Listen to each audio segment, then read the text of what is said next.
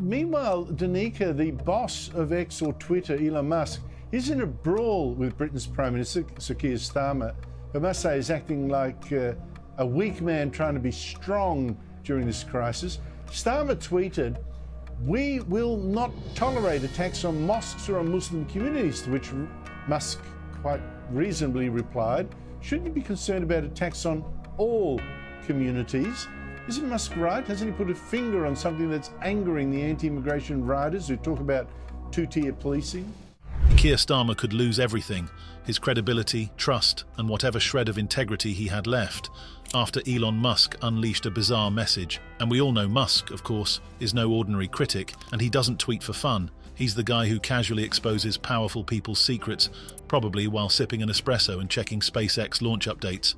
Farmers, they're not slow to protest, and they are going to protest about this. They're going to be out. And let's face it, when Musk decides to call someone out, he doesn't just throw a punch, he practically bulldozes reputations with zero remorse.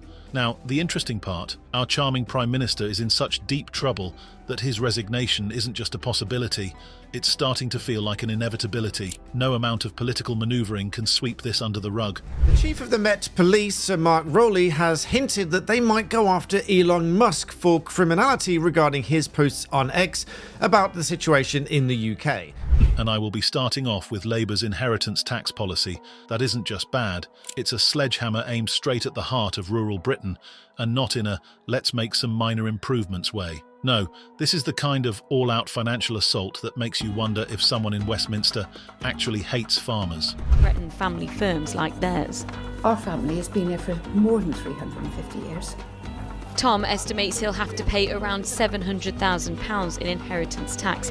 He says despite farming 450 acres of land, he sometimes struggles to make ends meet. Picture this, the policy sets its sights on family farms valued at over $1 million. Before you start visualising some luxurious Downton Abbey setup with sprawling gardens and butlers on every corner, let me stop you. That $1 million threshold? It's practically a joke when it comes to farming. We're talking about humble farmhouses and some old barns, not palatial estates with ballrooms and champagne fountains. So why does this matter so much? Well, for farmers, property value isn't about extra zeros in a bank account. It's land, machinery and barns, all the things keeping them afloat. Enter Ola Harrison, a farmer who crunched the numbers and came out the other side looking like he'd seen a ghost. Thanks to Labour's shiny new tax plan, farming families could face debts of 66 per acre every single year for the next 25 years. Losing a farm is not like losing any other business. It can't come back. That's why the lack of urgency from the government, the lack of attention to detail, the lack of long-term planning, it's not on. You deserve better than that. It's not just a debt, it's a debt that will grab you by the throat and never let go. Imagine that, generations of work and family legacy getting swallowed up by a financial black hole. And no, this isn't some soap opera plot twist, it's a nightmare unfolding in real life. The kind of nightmare that feels more like a government cash grab than an actual economic policy.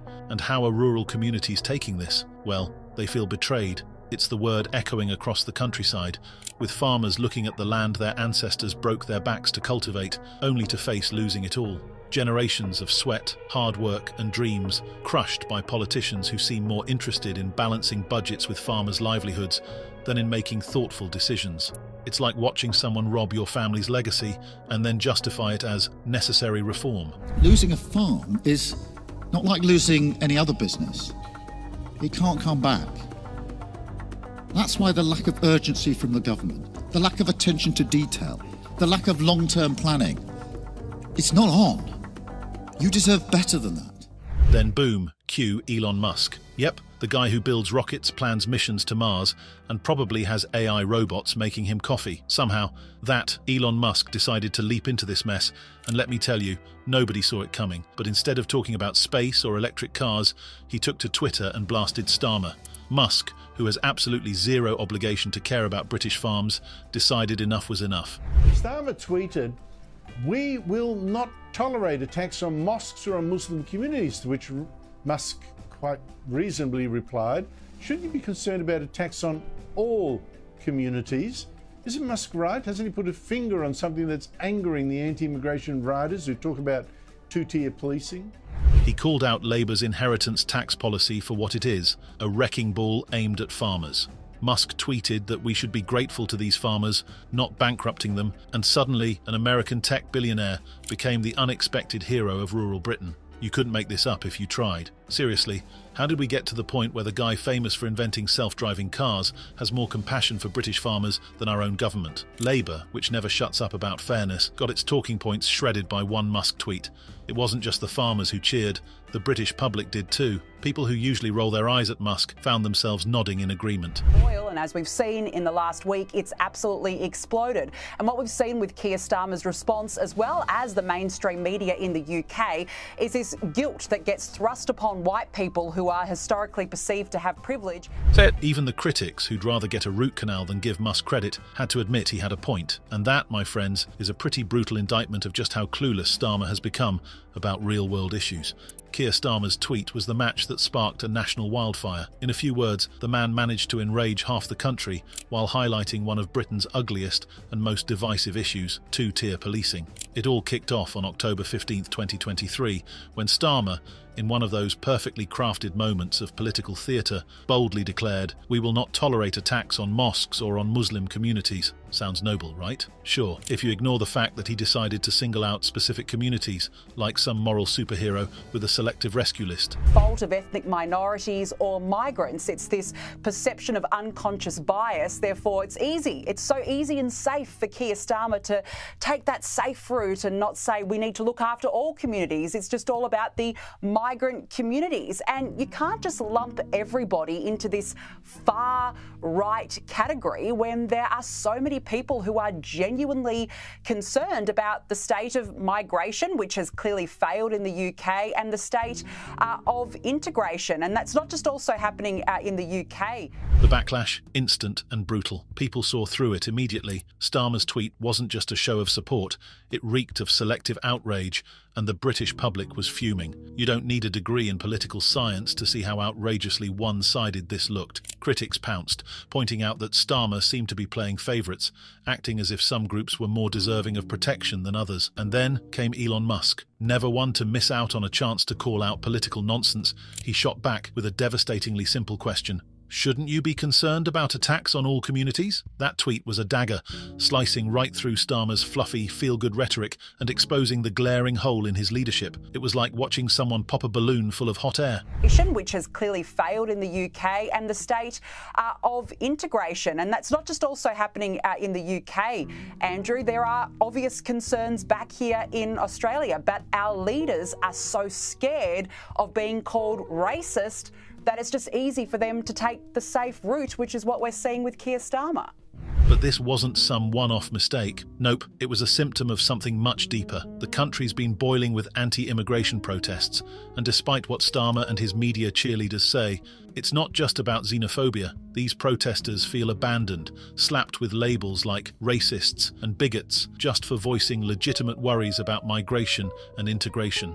It's the classic political playbook. Kick people while they're down and act shocked when they get angry. The chief of the Met Police, Sir Mark Rowley, has hinted that they might go after Elon Musk for criminality regarding his posts on X about the situation in the UK. These communities feel like they're victims of a broken system, and every time Starmer pulls a stunt like this, it just adds more fuel to the fire. His empty gestures aren't healing divides, they're making them worse. And let's be real, Starmer's strategy is as transparent as a window wiped clean with Windex. He tiptoes along the safest path, clutching his political correctness shield as if it'll save him from the wrath of public opinion. The guy posts a tweet, ticks the right boxes, and waits for the applause from his progressive base. It's easy. But standing up and saying, hey, let's protect everyone equally, that's too much for Starmer, because heaven forbid he take a stand that might ruffle feathers.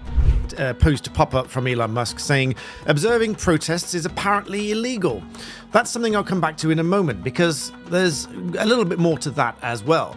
But of course, there is always more to it. Now, the mainstream media has gone bananas, I use the technical term, over this video clip here, which I will show you of Sir Mark here, talking about criminality both on and offline and what they can do about it. The man's terrified of backlash, paralysed by the thought of being labelled anything negative, and it's left him incapable of making the tough calls Britain desperately needs. The consequences of this cowardice? Oh, they're real and they're ugly. Britain is more divided than ever, with each group feeling abandoned and resentful. Starmer's selective protection sends a loud, clear message. If you don't belong to the right demographic, you're pretty much on your own. He's supposed to be the man with a plan, the leader with a vision to unite a fractured nation, yet here he is, too scared to do anything but virtue signal his way into political irrelevance. Two-tier policing isn't just a criticism, it's a glaring indictment of his inability to lead. But whilst he doesn't expressly say that they will go after Elon Musk in this short video clip, it does hint that people internationally might be held accountable. And so obviously some people have said, well, based on that short video clip and the hints that have been provided there, that they might come after people that are making these sort of comments online. And just when you thought it couldn't get worse, here comes the economic disaster disguised as policy. Back to that inheritance tax, because the hits just keep on coming. Meet James Robinson, a farmer from Cumbria whose family has worked their land for over a century. On paper, the farm is worth over $1 million, but don't get excited. It's not like the Robinsons are swimming in money. The land is valuable, sure, but there's no magic pot of cash to pay off a crushing tax bill. Labour's plan might as well come with a shovel to bury these farming families under insurmountable debt. An almighty war of words has broken out between Elon Musk and the Prime Minister, Keir Starmer, after Musk claimed on Monday that the violent riots sweeping the UK meant that, quote, civil war is inevitable. So the Prime Minister slammed the comments, claiming there was no justification for it. But the billionaire owner of X, formerly Twitter, hasn't backed down, has he? Robinson described it as gut-wrenching, and you can't blame him. Imagine pouring your entire life, your family's history, into a piece of land, only to be told that you might have to sell it off to pay the government. We're not talking about a minor inconvenience. This is financial ruin, threatening to erase generations of hard work in a single stroke. And it's not just Robinson. Rural communities all over Britain are staring at this economic apocalypse. Their future is being auctioned off, and it's the kind of cruelty that would make even a corporate villain blush. After hundreds of Muslim men violently attacked a pub and an individual man in Birmingham last night, Musk today took to the social media platform to ask the Prime Minister, why aren't all communities protected in Britain? He went on to brand Starmer two-tier Keir.